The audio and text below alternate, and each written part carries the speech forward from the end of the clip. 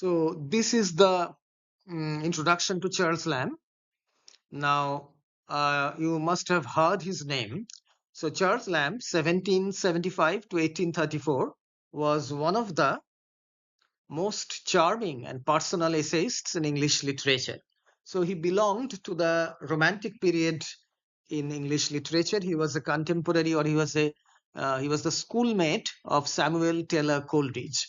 So he was, in fact, associated with Coleridge, Wordsworth, and some other writers of the age. And he is known as the Prince of the English essay, Prince among the English essay. And he was a personal essayist as opposed to Sir Francis Bacon. He is best known for his collection of essays titled Essays of Elia, in which he wrote about everyday life, friendship, childhood memories, books, and human emotions with warmth, humor, and simplicity.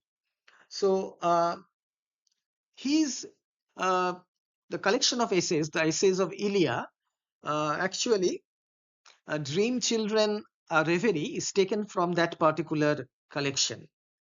So, Elia is actually, it is a pseudonym, ছদ্মনাম এটা একটা.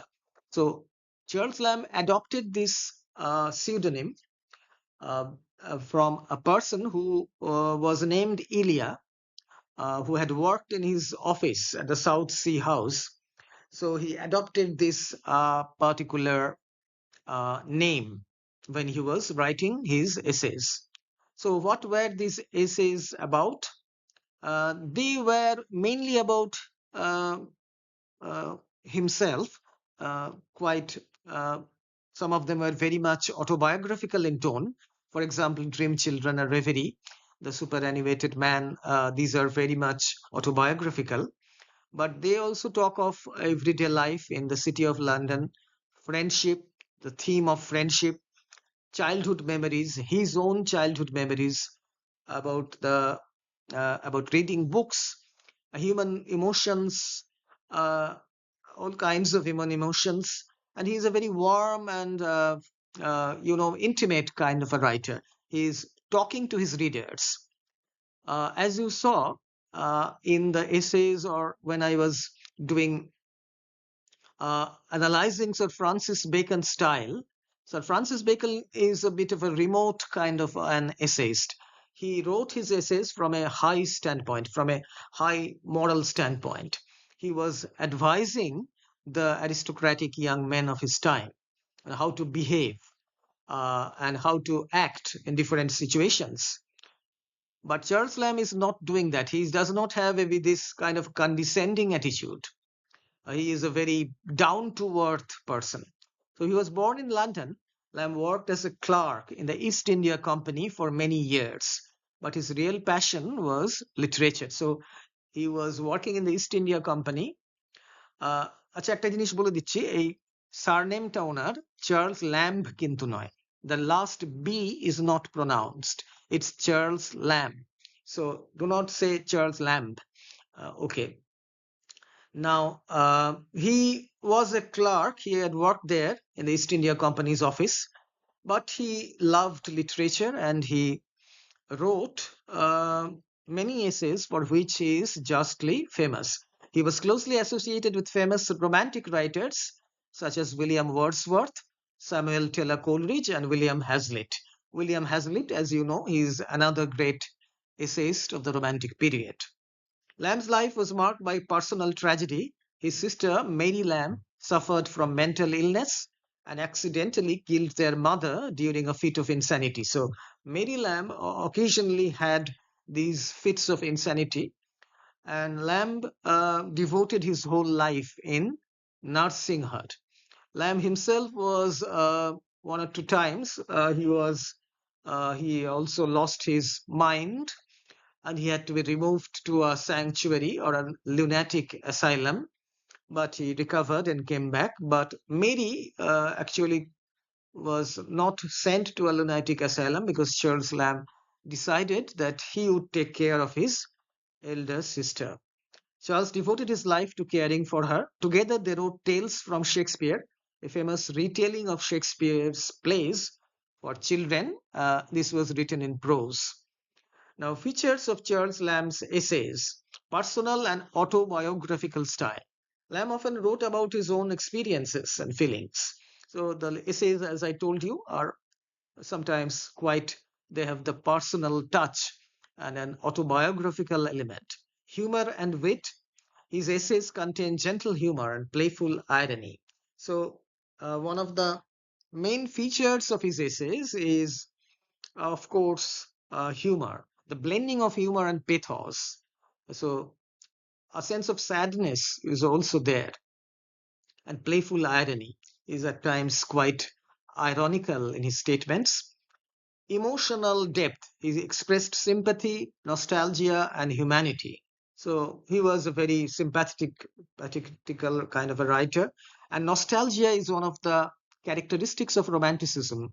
So he is looking back. Nostalgia means looking back to his childhood days, to his boyhood days. So that is nostalgia. Simple yet artistic language. His prose is elegant, conversational, and attractive. So he had a very conversational style and elegant style, and it is really very nice to read. Now we come to the major works of Charles Lamb. Essays of Ilya, 1823, publication year. This is his most famous work. It contains personal.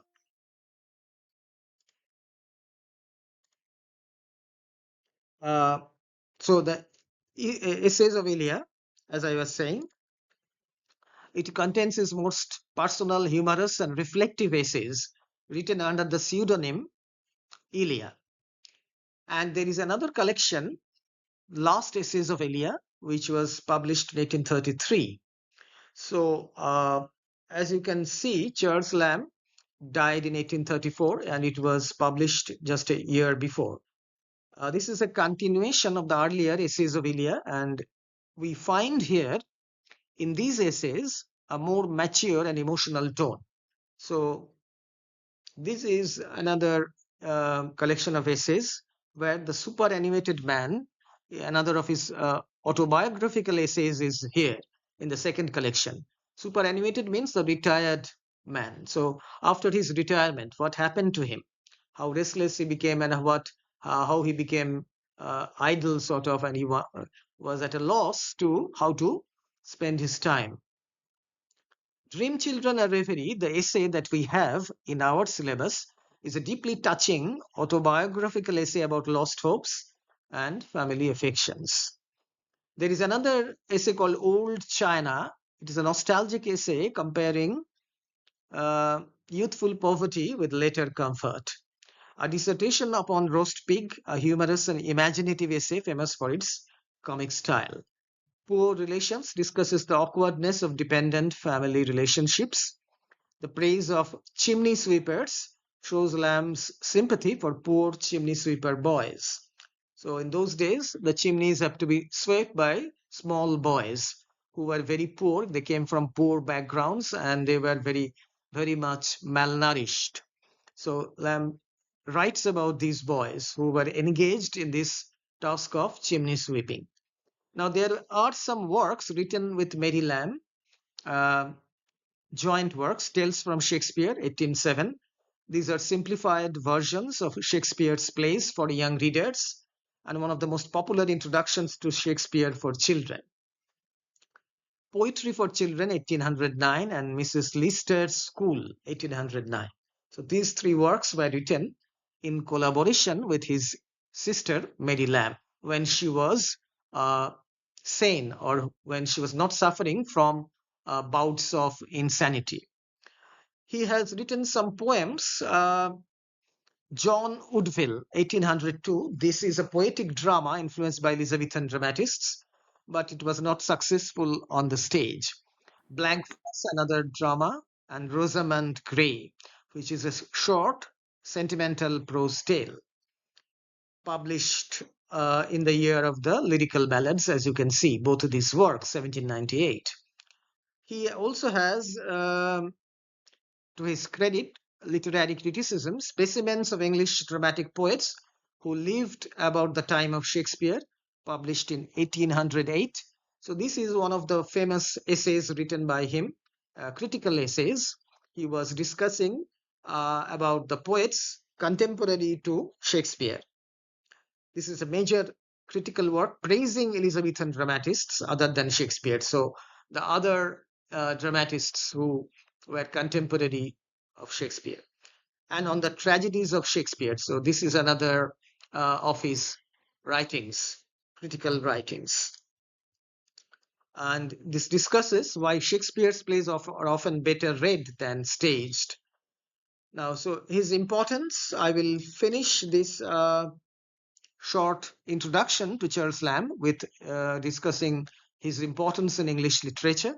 Charles Lamb is considered the prince of English essayists because of his unique ability to mix humor, emotion, and personal reflection. So he had this great ability. His essays helped develop the familiar essay form, where writers speak directly and intimately to readers. So he is a very, writer who is considerate about his readers' feelings. So he wants to talk with them directly. In summary, Charles Lamb remains admired for his humanity, literary charm, and deeply personal style of writing. So this is the introduction to Charles Lamb, and tomorrow I will start Dream Children Reverie. It is a very beautiful essay. You will of course love it. I am sure if you haven't already read the essay, I am quite sure that you will love that essay. So we'll begin it tomorrow.